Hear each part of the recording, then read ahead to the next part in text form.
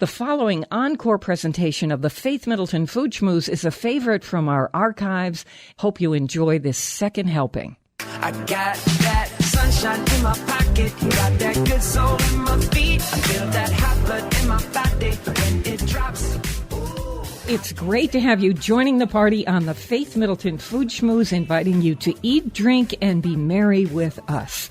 We have coming up one of those special summer food quizzes, an idea for what to serve for salad that I think is going to surprise you. Jar stuff. What to do with those ball jars that would make serving meals really, really fun. And I mean beyond serving a cocktail or iced tea in one of those jars. We've got some ideas.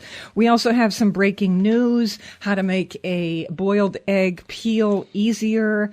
We've invented a cocktail, the Food Schmooze Shrimp Cocktail Bloody Mary. Mm-hmm. So that is coming your way. We think we've discovered the best baba ganoush on the East Coast, and two wines, a rosé and a white from the French Alps. The rosé is from France. My treasured food buddies are here. Senior contributors Chris Prosperi, Alex Provence, and Mark Raymond. Hey, everybody. Hey, Viv. And Robyn Doyen Aiken, our senior producer, who joins us on the show. But we've got a quiz for you. Uh-oh. There is, I love these. Yeah, this is a quiz. Really, they were giving facts in Food Network magazine, so I'm turning this into a quiz. See, I always get nervous when these come. No. It's like, There's I didn't study last night. I was up too late. Well, this has to do with the beach. I would have crammed. This is beach stuff. Here we go. So you're on a boardwalk in the summer somewhere. Some people might go to New London. Other people might go to the East End of Long Island, New York. There's a million of them. So you're on the boardwalk. Which one is the most popular snack? Ice cream, French fries, corn dogs, soft pretzel, taffy, fudge, or popcorn? Ice cream. Yeah, ice cream. Yep. Taffy. Popcorn. So the answer is the ice cream people came in second. Oh, but I go the for. answer is the corn dog. See, I'm never. Oh, my favorite. Isn't that interesting? I Yes, do your like a good- southern I roots, love right? it. Your Texas roots.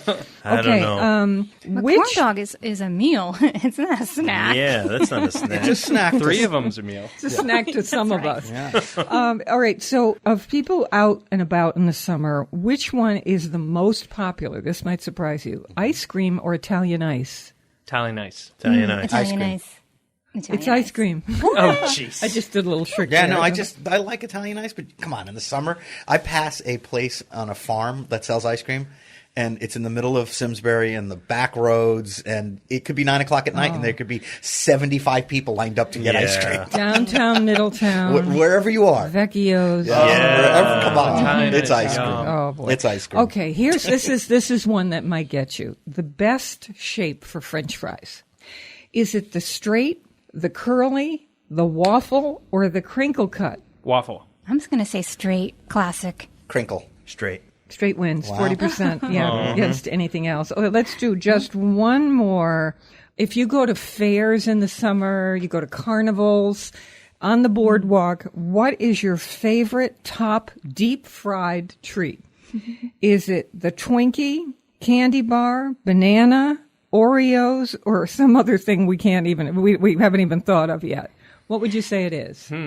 Donut. I love a fried Oreo. Yeah, I'm going with Oreo. Hands down, fried so Oreo. great. Oh, you got it. Fried Yeah. Oreo. Yeah. Fried Fun. Oreo. Okay, that was really The pickle fun. is second for me, but I like the Yeah. I consider the quiz a surprise. Now we're going to the second surprise, Oreo. Yeah, what's in the everybody. box? She's been carrying around this all Yeah. morning. What do you got going on? What I is that? only have a theory about what's in this box. Really? A theory. A theory. And this envelope, I came have with an not envelope? ordered. I thought, you know what? I'm going to open this like we do Yeah. for the first time. What is it? It's like the here Oscars. on the Yeah, food it came show. a box that came with an envelope. So two Is that a helicopter?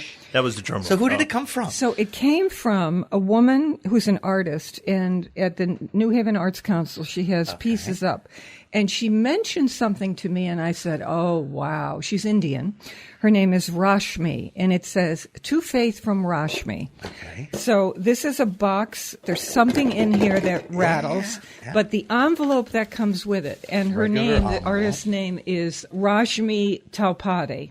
Here we go. I open it up, and it's, A little note. Oh, look, some photos. With a picture. okay. There's photos. Pictures, here we Can't go. see them. What are they? Dear Faith, I have enclosed the garlic crab recipe, which has been in my husband's family for generations.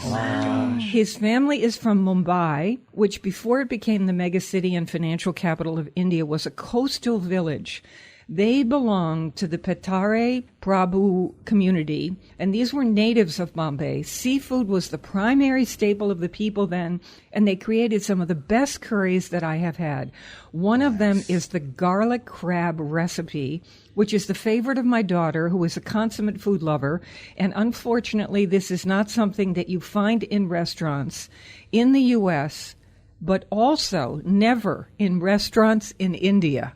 Really? Wow. So do I dare to? what's in And the there's jar? these are pictures. We are going to post this on Food Schmooze, but I think we should make this because And the you recipe. can't Oh, even yeah. get this in I'm the India. chef here. Chris, Give me the recipe. Let's look inside What's the in box. the jar?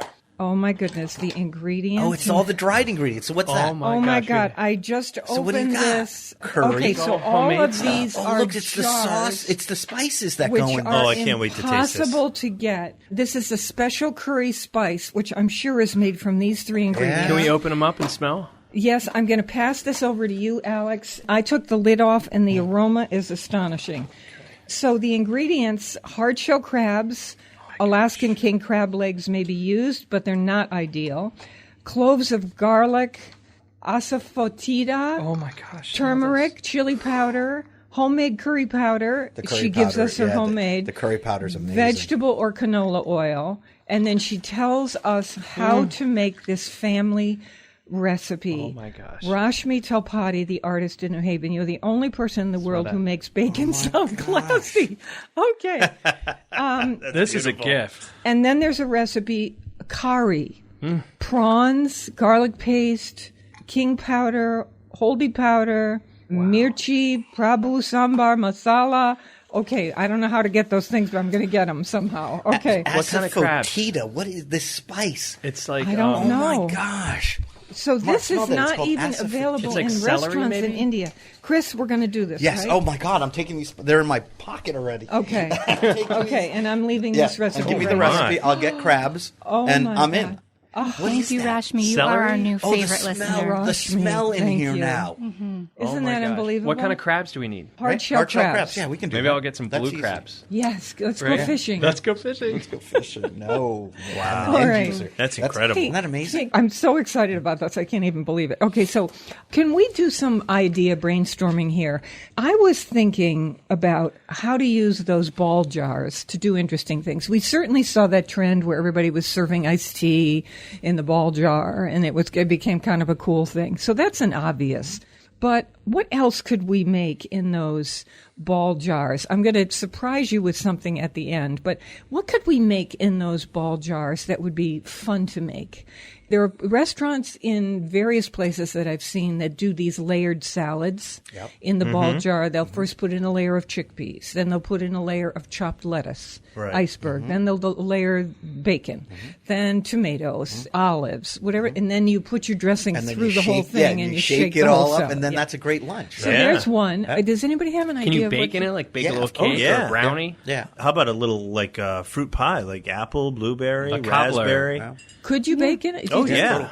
Confit you can do in it. And that's something that I've seen. There was a restaurant in Greenwich that only did this. It was years ago, and I wonder if it's still there. It was Gaia. Gaia. Yes. Yes. And they did everything in a ball jar. Yes. It was either confit or flan or whatever. They Yes. baked and they served it in the ball in the jars. Do you jars. remember that place? Yes, I do. Right? I do. Is it still there? No. No, it's not there. No. But so yeah, they did so many cool things in ball jars. You can't You have put a good one, I can tell. Well, you can't it's put them not in high, mine, actually, but I'm gonna share You can't it. put them in high heat, but you can put them in water baths, right? Like Right, flan, water bath. and at low temperature, like confit So you or anything. can't bake in the oven with it? Yes, but at lower temperatures, not roast, right? You can't put them in at like 500. But you could do a water bath and Yes. poach Totally. Yes. the Absolutely. cakes that Yeah. you want to make, Yes, and or that's the how you make flan. flan. Yeah. Right. That's a good idea, I think. Obviously, use the lidded jar to make salad dressing, and I say add the juice of a chicken you're roasting, or the juice from a steak that you're roasting, and pour that juice off. Keep it in a little jar. Add it to your salad dressing in this ball jar. Shake, shake, shake, and I'm telling you that chicken or beef stock, if you're not a vegetarian, gives a kind of backbone to the dressing that is unlike anything you've ever had. It's just so I did good. something really similar. I did a barbecue chicken salad, and I just took some chicken. I marinated it in a little whiskey, some molasses, and a little hot sauce, and I grilled it till it was done. And then while I was making my salad stuff, I was chopping up vegetables and stuff, and I put some blue cheese in there. And the chicken sat in a little pan while it was cooling a little bit so I could cut it. And at the bottom of this had all this juice. So I took the chicken out, I cut it, I put a little dressing, lime juice, and a little olive oil on this salad with everything mixed together. And then I noticed that pan of juice was sitting there. I tasted the salad before, just as I had it, and it was good. But boy, I put that chicken juice in there, and this was just the runoff. And man, did that take And that you salad use to beef a as whole well. new- Oh, yeah, anything Beef when you juice. rest, Oh, yeah. when you rest your meats Beef after you truth cook is them. the best. Yeah, Yeah. they sort of Turkey. Right? Oh my God, Oh, turkey. Yeah. And you could use Heaven. bacon fat, duck fat. Yeah. That also gives it this incredible flavor. Okay, I would love to try two things. One I did try, and the other one I just have it in my head. To do brownie a la mode in the bottom of the ball jar. So brownies pre-cooked. There might be a layer of brownie sliced maybe in half horizontally. Then there would be ice cream and then more brownie. And then there might be more Peanuts. ice cream and then the nuts of your chocolate choice. sauce. If you eat nuts, there'd be chocolate sauce, there'd be whipped How about a little cream. peanut butter in there? You could put berries if you that's want. good. Nutella. Peanut butter. Caramel Nutella. sauce. A little fluffernutter. Dulce de all that leche. stuff. Dulce de leche. Dulce Yeah. de leche. So anything you want, you could stack that up any way you want. yeah. And then big spoons. What a fun dessert when people come over. I think the kids would love it too, right? You could Yeah. have them preloaded in the freezer. As they melt, they get gooier. And Chris, you and I yummier. are still trying to bring back pudding. Yes. And You know could what? put pudding No, in between the Vanilla brownies. pudding, Yeah. chocolate pudding. Yeah, and I'm not talking about the fancy French stuff. I'm talking about the box. Bolo Jello. Yeah.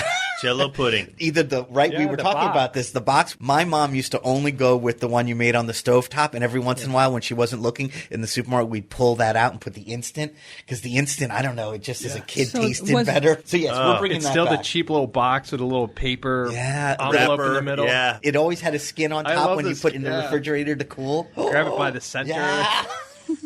pinch it out. All right, there's Alex and I's childhood in a nutshell there, Okay. right there. Bum. So here, the reason I brought up the ball jars and was thinking about things to do in jars, it's because I saw in a column in the New York Times food section mention of someone from Connecticut who has created a device called the Neg Maker.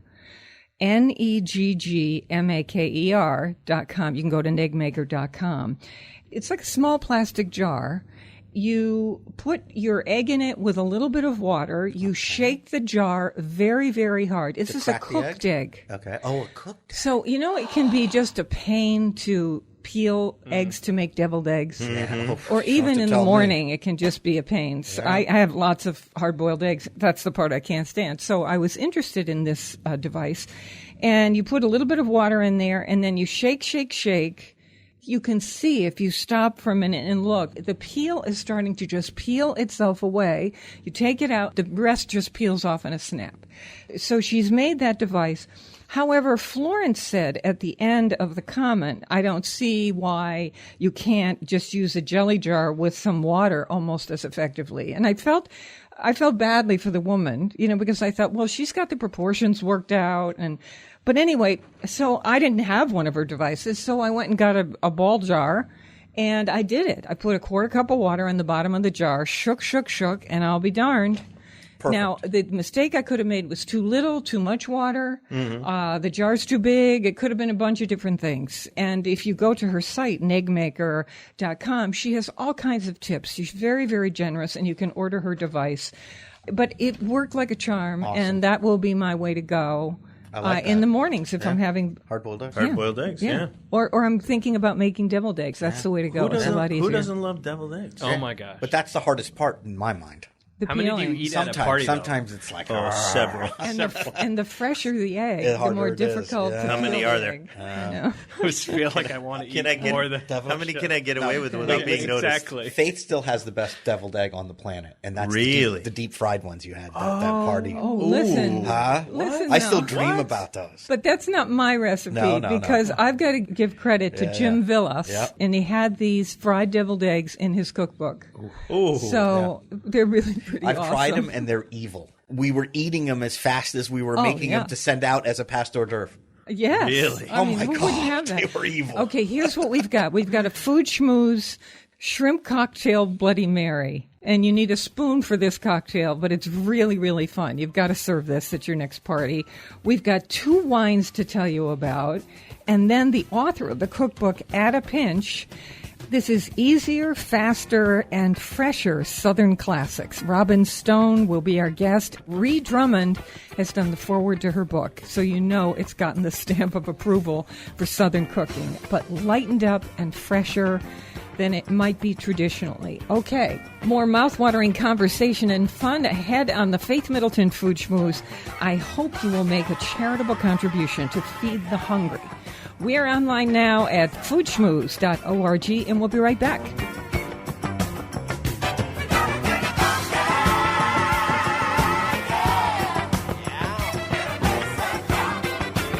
What's up, Mason?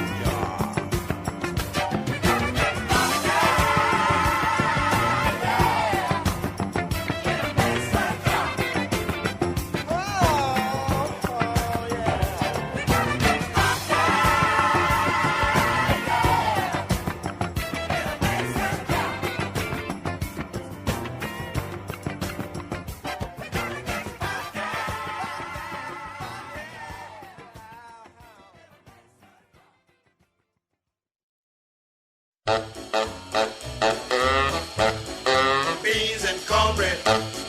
Beans and cornbread. Beans and cornbread. Beans and cornbread had a fight. Beans knocked cornbread out of sight. Cornbread said, now that's all right. Meet me on the corner tomorrow night. I'll be ready. I'll be ready tomorrow night. I'll be ready. I'll be ready tomorrow night. I'll be ready. I'll be ready tomorrow night. That's what Beans said to cornbread. Hey, would you like a copy of the show, the podcast it's called, sent to you in your inbox every week? So you can either listen as the show is airing, or if you missed something and you want to replay it, go to your podcast. We send it to you. You just sign up once at foodschmooze.org. Pleasure coming to your inbox. I'm with my treasured food buddies, Chris Prosperi, chef and co-owner of Metro Beast Restaurant in Simsbury, Connecticut, wine broker Alex Province of Hartford, Mark Raymond, wine broker of Weathersfield, and our senior producer is Robyn Doyon Aiken, who also joins us on the show. Before we get to the wines, we want to tell you about something that we created together on the show. And it is the easy way to do this, but it is a shrimp cocktail Bloody Mary. Oh, wow. And you will see this online right now at foodschmooze.org. You'll see the pictures. We're going to tell you about how we made this. But I am holding in my hand right now a martini glass. You could use a different kind of glass if you want. This is a cocktail that's served with a spoon when your guests come. You make up your sauce with the Bloody Mary mixture with the vodka in it.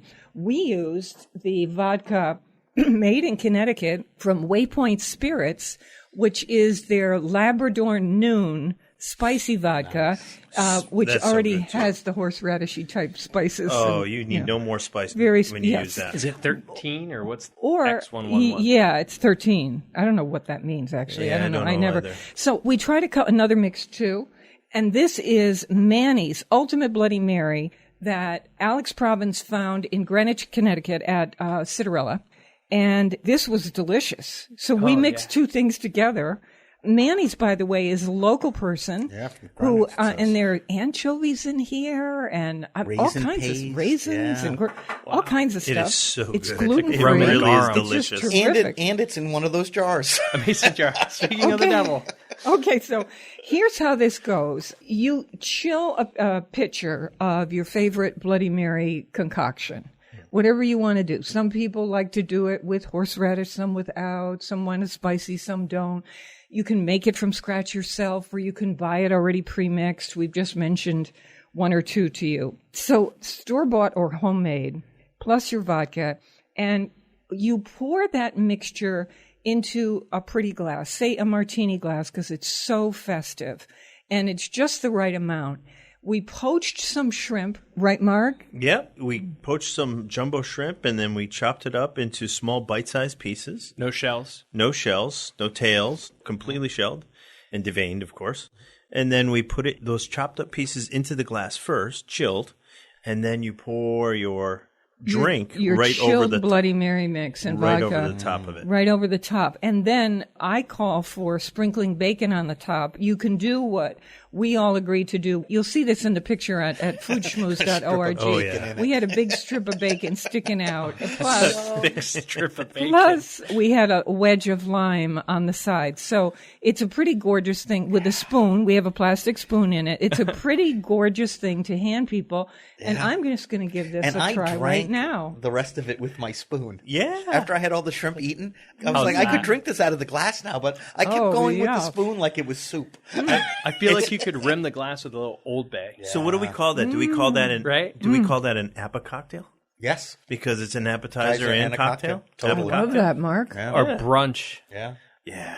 I mean, Sunday it's brunch. It's perfect. It's a perfect starter. If the I way to walked go. into somebody's house and they gave me that, I'd be Yeah. in love.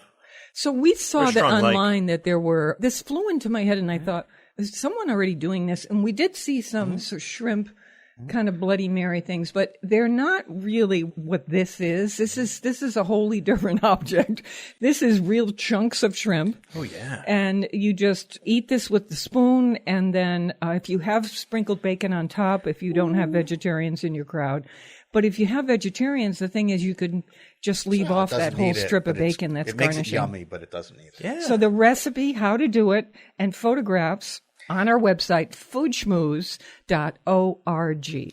One of the things I thought was really easy about this is we found a really good Bloody Mary mix recipe with the vodka we picked. So we really only needed to mix 2 ingredients to keep it really super simple. And it was 1 part vodka, 4 parts Bloody Mary mix. It had just the right amount of spice in it. If you like it spicier, obviously you can tweak it up a little bit. So it's but just perfect. And if you like it less spicy, you can lessen up the vodka. you wouldn't use the spicy vodka. Right, You or would just use use a just regular. regular. Yeah. And this makes a great mocktail for people who that don't don't- drink and for kids. Yeah. You know, so you could I- do a pitcher of just plain, and you could do a pitcher with in the refrigerator to chill. Okay. On so- Sundays, if I'm having a second, I always have one without vodka. Nah. Right, the first one on Sundays when I go out to eat, I have a Bloody Mary, and if I love it so much and I want to keep going, I just order another one without the vodka. There's so much and flavor, it's so you wouldn't even refreshing. miss the vodka. No, I don't Yeah, even miss it. And well it's played. still Notice, yeah. it's still a refreshing Yeah. mocktail, cocktail, whatever. With or without the vodka, it's still really good. Absolutely. All right, so we have, as we mentioned, the author Robyn Stone of At a Pinch, and this is updated, easier, faster, fresher Southern classics, and we have a lemon meringue pie coming your way. We have, straight from the South, by the way, we're going to tell you about how to do a cream corn that is really pretty darn good, and what Chris made for us, the citrus shrimp. It couldn't be easier from this book. All those coming your way in just a bit. Okay, right now I'd like to talk about a couple of wines, and one a white and one a rosé. Let's start with the white. This is, and I have pictures doing a tasting in Mystic. I want to say thank you to New London wine lover Joanne Church, because she took me to one of her favorite shops in downtown Mystic. It's called Universal Package Store. And also thank you to the owner, because we said to him, what would you recommend? What wine do you absolutely love? And he said, here it is. This is one of the most unusual and delicious wines I've had in a long time. It's from the Savoie region of France at the foot of the Alps. So it's a bit chilly there as well as warm. And this wine is called, the label picture is on our site, of course, 2015 Apremont. And it is from the winemaker Romain Chamiot. And he very carefully harvests these grapes of this white wine. He adds almost nothing, and then he allows these grapes to really concentrate. So this is a man who has such honor about his product. He doesn't want to stretch out the wine the way other winemakers sometimes in that region will do. He will sell less because he wants to be proud of the wine. So you can taste it right away. And this is from one of our favorite distributors, Rosenthal. So you know it's going to be something to pay attention attention to. So I was writing down notes of how I thought it tasted. I'm asking the people I was tasting with, what do you taste? What do you think? And I came upon a reviewer, Cody Foster. He wrote the best description of this wine. I have to read this short thing to you.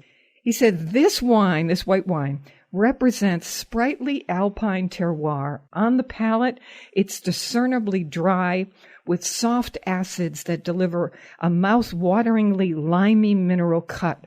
Fresh cream, wildflowers, and running water. This is delicious wine. Quite simply, it tastes of the French Alps. That Great is description. so true. Makes me want to drink it right now. An incredible white wine, about $17 or $18 a bottle. So thank you to the owner of Universal Package Store in downtown Mystic for finding this one and giving it to me and my friends to taste. They have great wine in this store, by the way. This man, I discovered when I walked through the store, hand writes little labels that say featured on the Faith Middleton Food Schmooze. Oh, He hand writes them. Nice. Yeah, it's so nice of him. They have the same package store in Noank, right next to Ford's. So when people go to do your BYOB, it's a cutest little store. Oh, that's great. nice. Okay.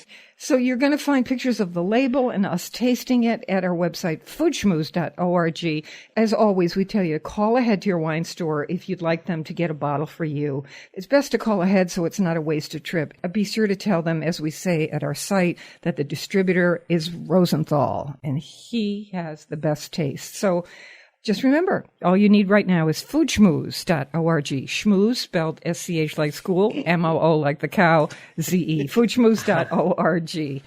Here's another one. This is a rosé that Alex Province found for us. And I don't think I've ever had a rosé like this. Whoa. This is so intense. Wow, right? Wow. I loved it. I loved it too. So most Very rosés bold. come from the south. Many rosés come from the south of France, like Provence and the south of Rhone, and they're oftentimes made with Grenache, and it's that beautiful sort of soft rose color. This comes from the Loire, so further north, and it is so intense. It's like neon rosé, and it's made from the country cousin of Cabernet Sauvignon, Cabernet Franc, which is like a more rustic, sort of aromatic grape. So that's why the normal rosé of this is quite deep in colors, right? Because the Cabernet Franc, and they're doing a lot of skin contact. It's 4 hours of skin contact, but it's actually done like the Saignée method, so they bleed off the tank, and in fact, what's left in the tank may go in to make a red wine, and this is sort of almost like a byproduct, but it's so intense. And we just got it in this week, and I opened a bottle. That's the thing with rosé. You never know what you're going to get. So each vintage is going to be different. This is the 2016. And the winemaker is a René Coulis. Yeah, it's Couilly du Tai is the way that people should look it up. Couilly du Tai. Well, this is on our website. Yeah, again, like all French labels, they're not easy and they're hard to pronounce and say. But Couilly du Tai is the name, and it comes from the Loire, and the grape is Cabernet Franc. So how do we describe this flavor? Because this is, when we say intense, what I mean is berries to the max. Raspberries, Not sweet. strawberries, but wow. candy. You look at it, and it glows in the dark almost. So rosés, we always say, are fun. They're mostly all good. They're light, and they're served cold. If you're like a rosé that's intense and full-bodied, and like Chris was saying, you could eat with lots of different foods. In fact, you could eat it with chicken and ham and even beef if you wanted to. Absolutely. Steak, Grilled steak, chicken, burger. Oh, yeah. So this is about, how much a bottle? $18. Okay, so this is a little pricier Not than the other cheapest rosés. ones. No. Yeah. But it is very elegant. And because of the reference to berries in this, where we all went, wow, I would think that the ideal pairing for this, can you imagine if you did a strawberry shortcake when you said that, I paired was with like, wow. ice cold this? Yeah. Whoa. It'd be Would fantastic. that be bright. stunning? Yeah. Absolutely Yes. stunning. So or you no could take shortcake this all just the on way- top of ice cream or You could take this all the way through to dessert. yeah, And you that's could. what's Yeah. special. I would could. make a strawberry sangria out of this. Yeah. Wow. Would you? Right? Yeah. Oh, yeah. I would just do what you're saying. I'd chop up strawberries, added maybe like a touch of effervescence. Brandy? Would you put brandy in? Brandy would be good. I might even do a splash of cream. just to sort of almost give it like a sorbet flavor. Wow. Really? Okay. So you Never can play tried with that, this. so if anyone does it. Yeah. Okay. So Let us know. So the distributor is on our website. It's Winebow. Winebow. And you'll see it. You'll find it. It is the Couilly du Thai, and it's called Chinon, and the year is 2016. The maker is René Couilly, and it's one of the most intense rosés we've ever had. It's a beautiful bottle, very lovely label, so French, and the Cab Franc is the rough house grape in here, grape from this region, country grape. So Tough, beautiful. and big and strong. Yeah. Okay. So that was exciting. These two wines at our website, foodschmooze.org. So who's been to this new spot at the Oyster Club in Mystic, in downtown Mystic? We were just talking about I Mystic have. a minute ago. The Treehouse? I know I you have. love it. The Treehouse. Be there Saturday night. So Nice. upstairs, they have built a treehouse deck. Yeah. And sitting there, you can look out with a view of the harbor and the boats in Mystic. And it's see all us going open, by waving. It's all open air. It's just wonderful up there. Yeah. Not a gigantic space, but enough for a good crowd of people. They have and their lights. own kitchen. Yeah. Kitchen up there. Okay, so that's at the Oyster Club. And one more bit of news about them. They said that they are opening a butcher shop in downtown Mystic, and it's going to be also a small seat restaurant, very small seats. And they're bringing in a true, authentic French rotisserie, and they're going to grill big stuff. Like with the potatoes on the bottom, I hope. Game on the rotisserie. Okay, so that's it. coming. Danny that is Miser coming has that this summer. farm in Stonington, Stone Acre, and I think he's growing and getting a lot of the stuff from that farm. Yeah, something big's coming with that farm. We're going Yeah. to talk about that later. They're going to come on the show, and they're going to bring stuff. All right. We like And stuff. we're going to talk love it. about that farm. Love it. All right, coming up, we have Robyn Stone, a blogger and author of At a Pinch, Easier, Faster, Fresher Southern Classics. We love the local. Please support your local food growers and food makers for on-demand podcast delivery of the Food Schmooze Party every week, meaning a copy of the show, free. And to find all of our terrific food, wine, cocktail, restaurant, hot topics, our short, fun streaming videos, and the recipes we feature, of course, we're online to get everything. foodschmooze.org, and we'll be right back.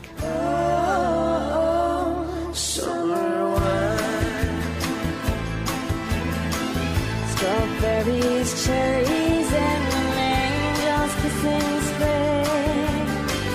My summer wine is really made from all these things. Take off your silver spare and help me pass it down, and I will give to you summer wine. Oh, summer.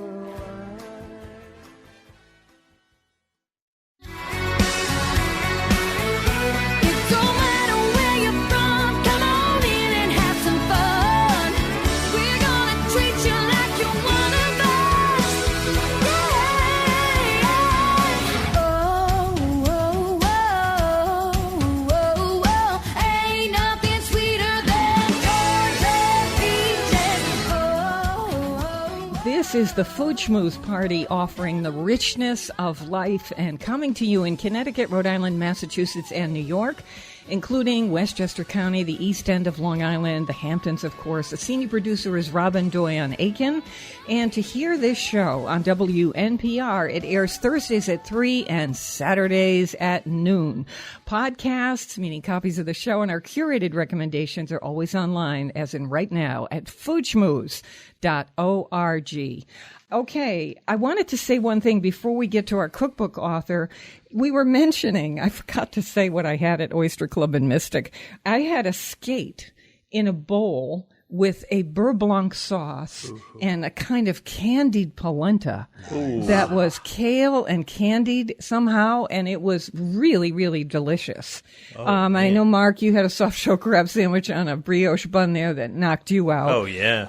Also, we wanted to say a shout out to another couple of people, and that would be restaurants in downtown Mystic, Red 36 and Bravo Bravo. They're also doing a great job. Great views. So we love all you folks. There's so many good purveyors in the New London, Mystic, Noank, And this is the time to go there, Stonington. right? Yeah. This Yeah, is the we're- beginning of the summer. Places with a view. Can I just do one more? I think I have discovered in New London maybe the best baba ganoush on the East Coast. So maybe I should say, because I haven't tried them all on the East Coast, I should say this has got to be one of the top award winners because I love baba ganoush and I've had it a million places.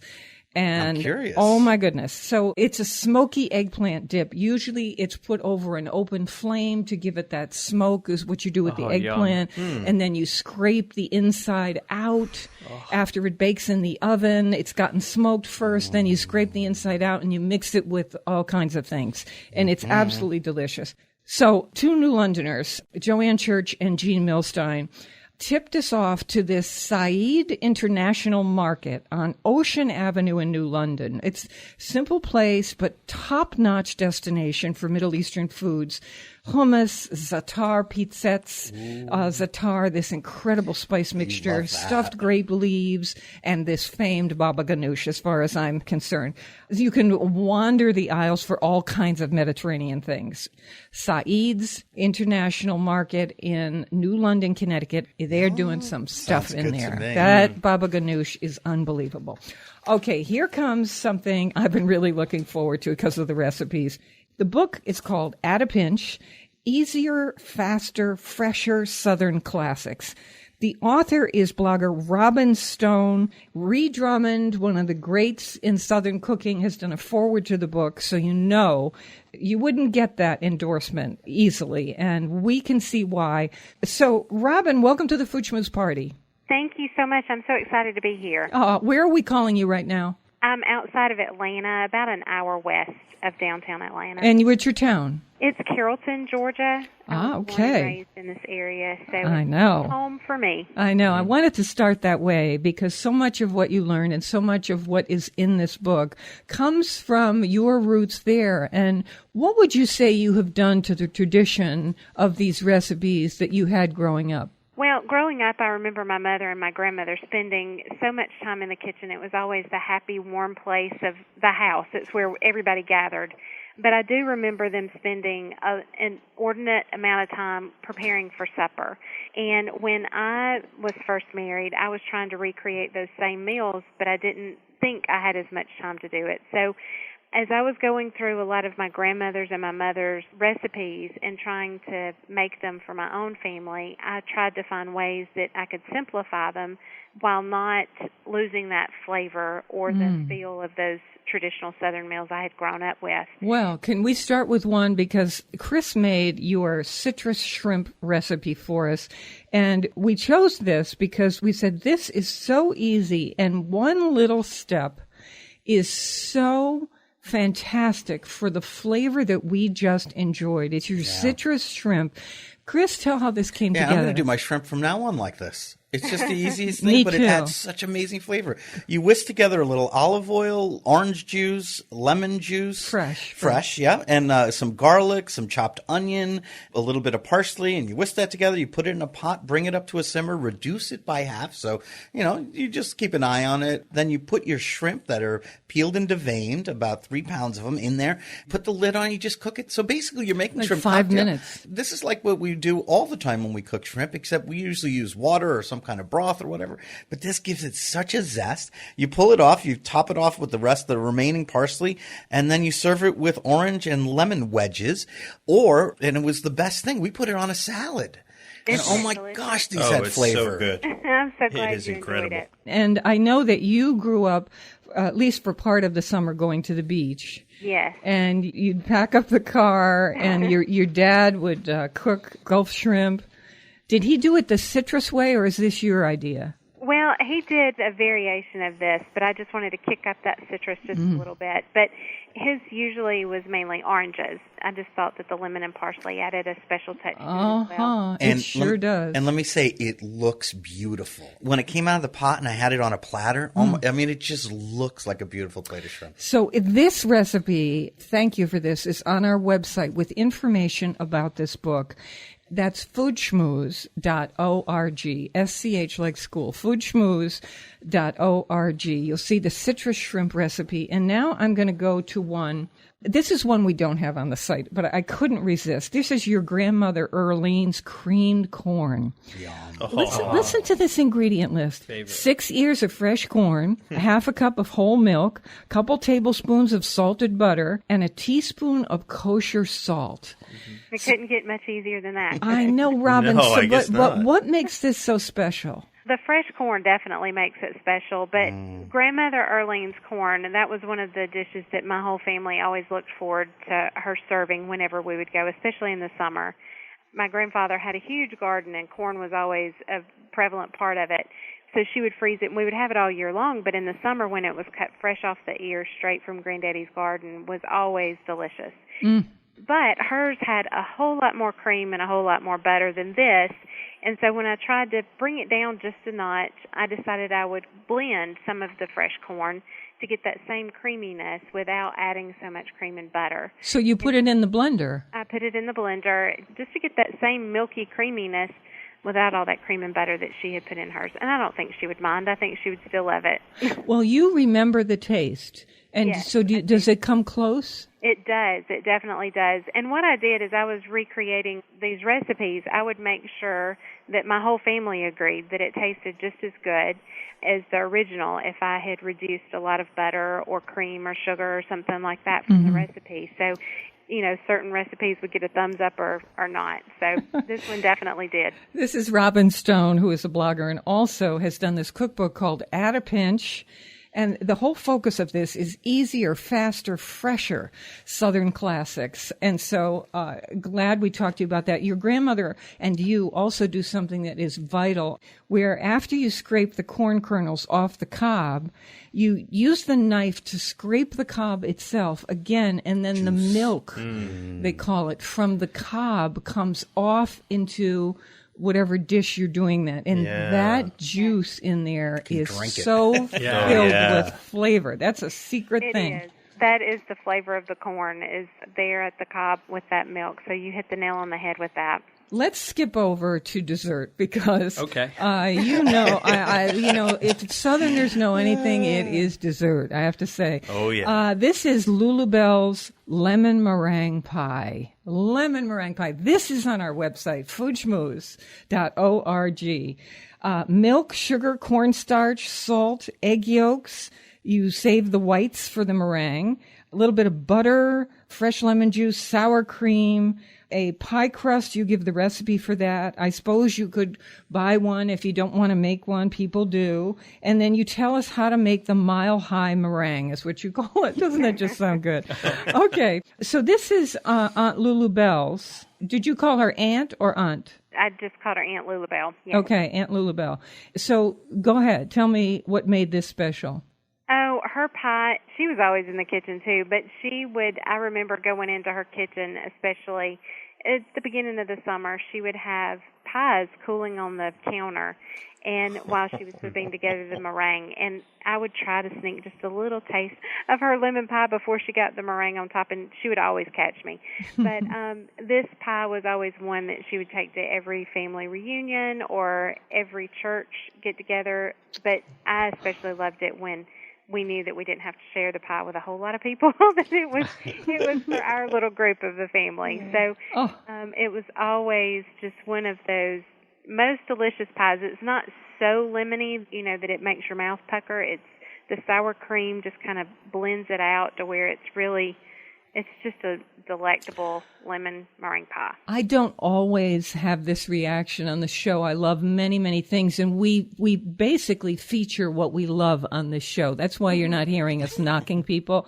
But it's rare that as I'm, describing and listening to the words inside a recipe, my mouth is actually watering as I'm looking at into a small bowl, whisk the egg yolks, hot milk, and then boil it, and then the filling, and then the butter and the lemon juice. And I'm reading this, and then the meringue on top, and my mouth is watering. So it's like, I can't wait. Somebody needs to make this. I'm a terrible baker. I am too, but I'd give it a try. I think. Would you? Well, just you know what? If she would talk me through it on the phone, because I just love her voice. I mean, this is Georgia. This is Georgia. Aunt Lulabelle's lemon meringue pie from Georgia. We got to. Oh, we yeah. have to have it. Just got to. We got to make that. Okay, another thing is peach crisp. Now, another thing Georgians know how to do is raise peaches. They grow some peaches in Georgia, and you bet if they're doing a peach crisp, because they've got so many peaches that there's competition about this. This is salted butter, peeled, sliced, fresh peaches. Oh, here goes my mouth again. Packed dark brown sugar, all-purpose flour, chopped pecans, kosher salt, and vanilla ice cream on top. Oh, are you kidding me? So I understand that your family devours this thing in the summer. Yes, that we do. And it's one of those things, growing up, we would always have little farm stands from place to place where we would always watch for peaches to be in season. And I find myself doing the same thing. I'm like scoping out the certain places where I know that the fresh peaches will be the first of the season. So I'm already in that mode now, looking, trying to find the peaches. But yes, as soon as we find them, this is definitely on our menus just about every weekend that we can possibly have it. And it comes together so fast in the skillet, and I like to prep it ahead before we sit down to dinner and then just pop it in the oven as we're eating dinner. And then it comes out fresh, and you put the ice cream on and let it get a little bit melty.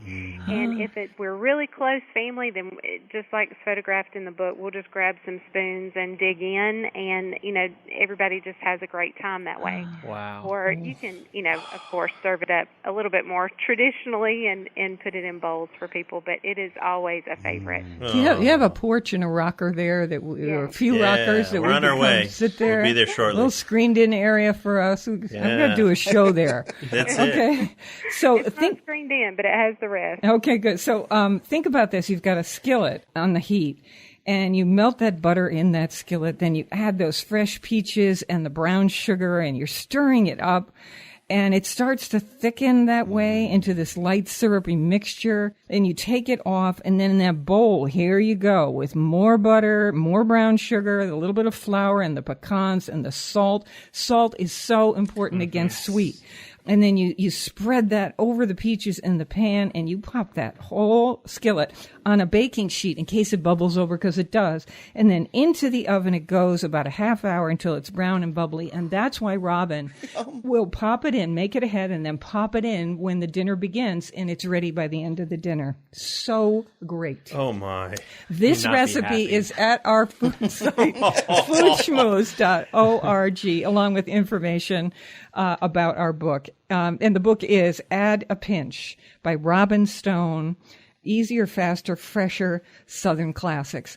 Who were your testers in this final minute of the show? Family, friends, relatives? Family, friends, relatives all joined in, and we all just had the best time testing the recipes. And like I said, all had to agree that it tasted just as good as what we had all grown up with. My sister had to say, yes, that it tastes just like grandmother's creamed corn before I could proceed. So nice. So wow. I would like to volunteer to come down for the next book. And for the tasting. To be one of the taste testers? Yeah. I really Definitely. would. And we'll say things like, yes, this is what I imagine that a real Southern crisp would be. Yeah, and you can use other berries besides the peaches, by the way. You could use all kinds of fruits that are in season.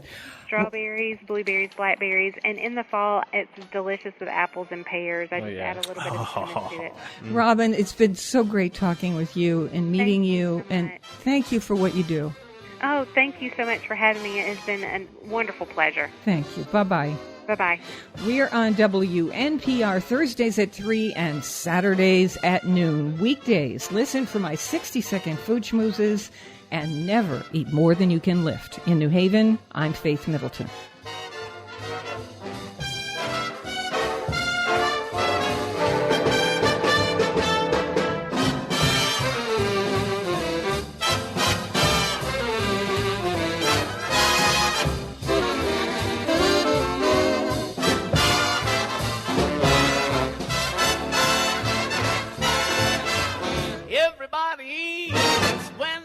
come to mind.